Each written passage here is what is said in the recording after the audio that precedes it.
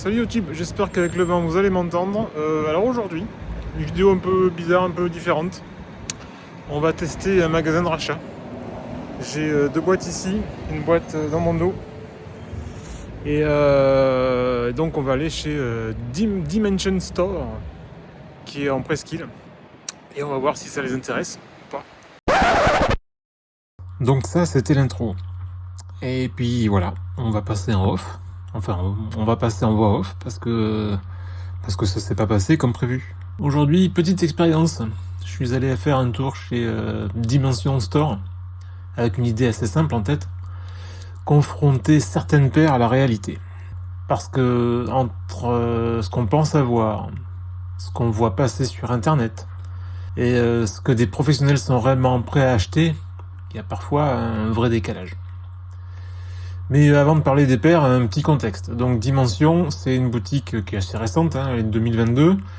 Il y a, je crois, Saint-Étienne, Marseille, Lyon, et Chambéry. Oui, enfin, il y a plusieurs antennes. Et donc c'est quand même un truc qui marche plutôt bien. Que localement, c'est devenu une vraie référence. Donc beaucoup de paires en stock. Du limité, du fashion, il y a un peu de tout, du luxe aussi, puisqu'ils font du Vuitton, du Balenciaga. Donc il y a un truc qui est quand même assez large. Bien sûr, forcément, vente et rachat. C'est ça qui nous intéresse. C'est là que ça devient intéressant. Parce que vendre une paire en particulier et vendre un shop, c'est pas du tout la même tambouille. Donc bien sûr, avant de partir, j'avais tout préparé, comme vous l'avez vu. 3 paires de Air Force One. Donc pas les plus hype, mais clairement pas des classiques non plus. J'y suis pas allé avec des paires de Air Force One low basique. Et j'y suis pas allé non plus avec des paires qui sortaient de facto, quoi. Donc des modèles un peu, ce qu'on appelle, entre guillemets, hors radar. Genre de paire que tu apprécies, justement parce qu'elle est pas partout. Et c'était, franchement, je vous le dis, là c'est pas parce que je reviens, vous allez voir après, c'est pas parce que je reviens avec, mais que je dis que c'est pas pareil, mais c'est vrai que c'est différent. Voilà, c'était un peu le but aussi.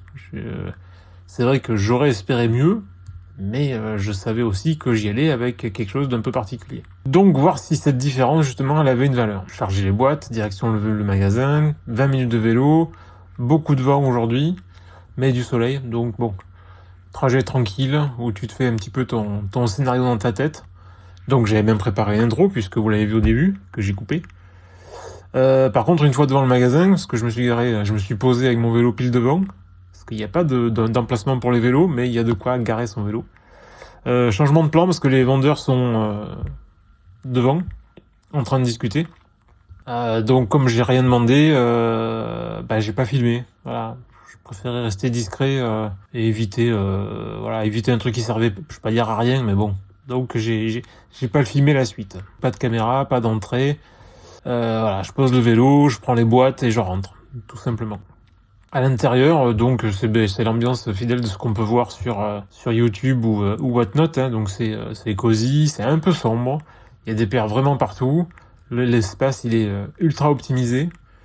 La musique est un peu forte, mais ça c'est moi. En plus c'est du rap, alors c'est pas mon truc. Mais c'est une ambiance de magasin. Et donc je commence à discuter avec un des vendeurs et donc on va au comptoir, à la banque, et donc je pose les boîtes. Et donc là on rentre dans le concret. Sur les boîtes une par une, réaction polie, professionnelle. Là-dessus, franchement, entre l'accueil et la gestion du client, on va dire, rien à dire. Là-dessus, voilà, parfait.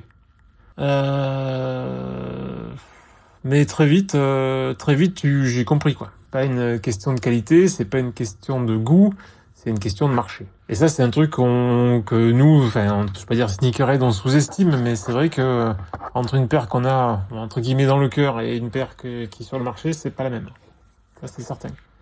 Donc, le resell, c'est pas est-ce que la paire est cool, c'est est-ce que la paire est identifiable, demandée et surtout revendable rapidement. Parce qu'une paire qui dort dans un stock, c'est mort, quoi.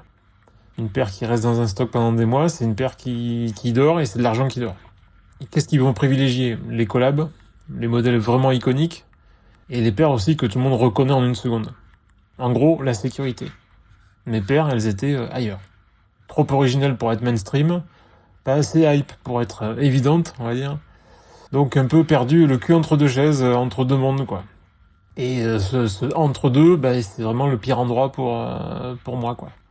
Alors la Air Force One Low Motor City, elle a eu un peu d'attention, mais même là, le prix était vraiment râlé pas crête. Mais ça aussi, c'est parce qu'ils doivent racheter pour faire une marge, donc voilà. Il n'y a pas eu spécialement de décision à prendre, hein, c'est juste, voilà, il faut les vendre ailleurs. Voilà. Donc c'est un constat. C'était pas l'endroit pour que j'amène mes paires. Et peut-être que les autres non plus, je ne sais pas. En tout cas, j'ai remballé tranquillement mes Air Force. Pas de tension, pas de négo, parce que j'avais pas envie d'y passer non plus en 7 ans. Je voyais qu'il n'y avait pas d'intérêt. Donc, j'ai pas insisté. Voilà, une discussion normale, une conclusion claire. Je suis reparti comme je suis venu, le vélo, les boîtes, toujours le même vent, toujours le même soleil, mais avec une réflexion un peu différente. Parce qu'au final, cette expérience, elle rapporte quelque chose de simple. La valeur d'une paire n'est jamais absolue. Elle dépend de qui regarde, de ce qu'il cherche et surtout de ce qu'il peut en faire derrière. Voilà. Une paire peut être rare, originale, intéressante, mais si elle ne peut pas circuler rapidement, facilement, elle perd de sa valeur. Et ça, c'est malheureusement, nous collectionneurs, une réalité qu'on oublie. Donc je suis rentré avec exactement ce que j'avais amené, mais avec une vision peut-être un peu plus claire et un peu plus lucide sur la différence entre la passion et le marché. Donc la vidéo, ma foi, s'arrête là, avec mes Air Force One que j'ai gentiment rangés dans un coin, et qui finiront, alors pas sur Vinted, parce que sur Vinted aussi ça sera encore une catastrophe, mais certainement sur eBay. Walou walou, à plus, ciao ciao.